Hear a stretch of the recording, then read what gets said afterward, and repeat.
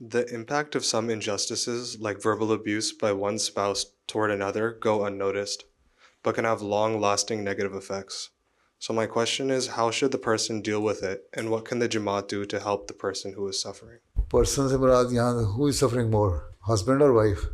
زیادہ تر تو یہی کیس ہوتے ہیں جو ابیوز ہو رہا ہوتا ہے، یہی شکایتیں تو مجھے تو یہی آتی ہیں، بیویاں کہتی ہیں خامدوں نے یہ کیا. ٹھیک ہے، اس کے لیے جماعت ان کو سمجھاتی ہے، اس لیے اصلاحی کمیٹیاں بنائی گئی ہیں. یہ مقصد ہے کہ آپس میں جو ہے وہ لجنہ ہے خدام الانبیاء، ان کو سمجھایا جاتا ہے. ہمارے رائٹس ہیں جو ڈیو رائٹس ہیں، آپ نے ہسبینڈ وائف کے وہ ایک دوسرے کو دو. اسپاؤز میں کیوں ہوتی ہے رفٹ پیدا؟ تو میرے سے جو پوچھتا ہے، میں کہتا ہوں اگر دونوں یہ انڈرسٹینڈنگ ہو کہ پرفیکٹ تو کوئی نہیں ہوتا. ٹھیک ہے، کوئی نہیں کہہ سکتا میں پرفیکٹ ہوں تم غلط ہو، اس میں بھی کمزوریاں ہیں، تمہارے بھی کمزوری ہیں. Every body has some short comings. تو اس لیے آنکھیں، زبان، کان بند کر لو، ایک دوسرے کی کمزوریاں دیکھ کے، then you will be happy, بڑے خوش رہو گے.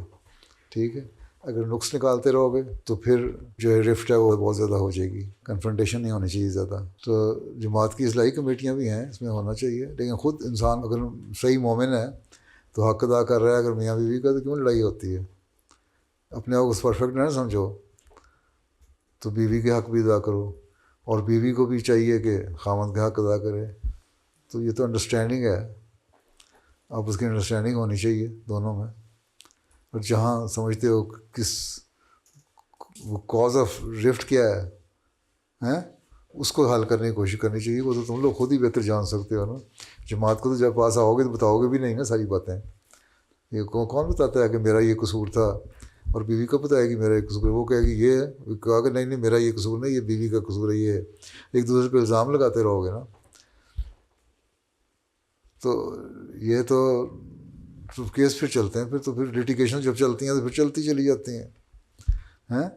اس لیے پہلی چیز یہ انڈرسٹینڈنگ اور تقویٰ پیدا کر لو، اللہ کا خوف پیدا کر لو، تو سب کچھ ٹھیک ہو جاتا ہے. پھر جماعت کی اصلاحی کمیٹی بھی کام کر سکتی ہے، اور لجنہ کی بھی، اور خدام الانبیاء کی بھی. ٹھیک ہے، ٹھیک ہے. صرف یہ نہ، اسلام یہ نہیں کہتا کہ اپنے رائٹس لو، اپنے اسلام یہ کہتا ہے لوگوں کو رائٹس دو.